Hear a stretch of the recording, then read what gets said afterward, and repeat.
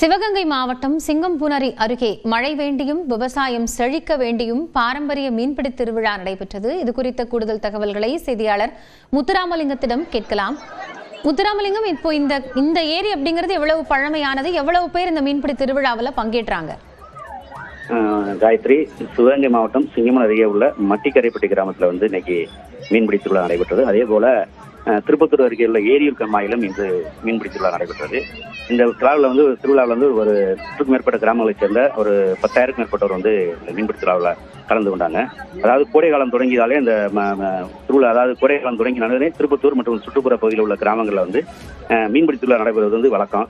அதனை முன்னிட்டு இன்று மட்டிக்கரைப்பட்டியில் சிங்கம்புணரி மட்டிக்கரைப்பட்டியிலையும் திருப்பத்தூர் அருகே ஏரியூர் கம்மாயிலையும் மீன்பிடி திருவிழா வெகு விமர்சையாக நடைபெற்றது. இந்த மீன்பிடி திருவிழாவுக்கு கிராமங்களை ஒற்றுமையாக மீன்பிடிக்கவும், அதாவது எப்படின்னா அந்த கிராமங்களோட தண்ணியில் உள்ள கம்மாயிலோட தண்ணியில் விவசாய தேவைக்கு பயன்படுத்திய பிறகு கிராமத்தினர் ஒற்றுமையாக மீன்பிடிக்க கிராம மக்கள் முடிவு செய்து அதை அதாவது சமூக வலைதளங்களில் மீன்பிடி திருவிழா அறிவிப்பாங்க. அதைத் தொடர்ந்து இன்று அறிவித்த தொடர்ந்து சிவகங்கை, புதுக்கோட்டை, மதுரை, திண்டுக்கல் உள்ளிட்ட பல்வேறு மாவட்டங்களிலிருந்து 100க்கும் மேற்பட்ட கிராமங்களிலிருந்து வருகின்ற சிறுவர் முதல் பெரியவர் வரையினுடன் கம்மாக்கரையில் அதிகாலை முதலே காத்திருந்தனர். அதாவது மீன்பிடி உபகரணங்களுடன் காத்திருந்தனர். அதை தொடர்ந்து கிராம மக்கள் கிராம முக்கியத்தில் நல்ல மழை பெய்ய வேண்டி விவசாயம் செழிக்க வேண்டி கிராம மடை சாமிக்கும் முனியப்ப சாமிக்கும் சாமி கும்பிட்டு வானை வெடி வெடித்ததுக்கு பிறகு கம்மாக்கரையில் காத்திருந்த 10,000க்கும் மேற்பட்டோர் கம்மாயில் இறங்கி போட்டி போட்டு மீன்களை பிடித்தனர்.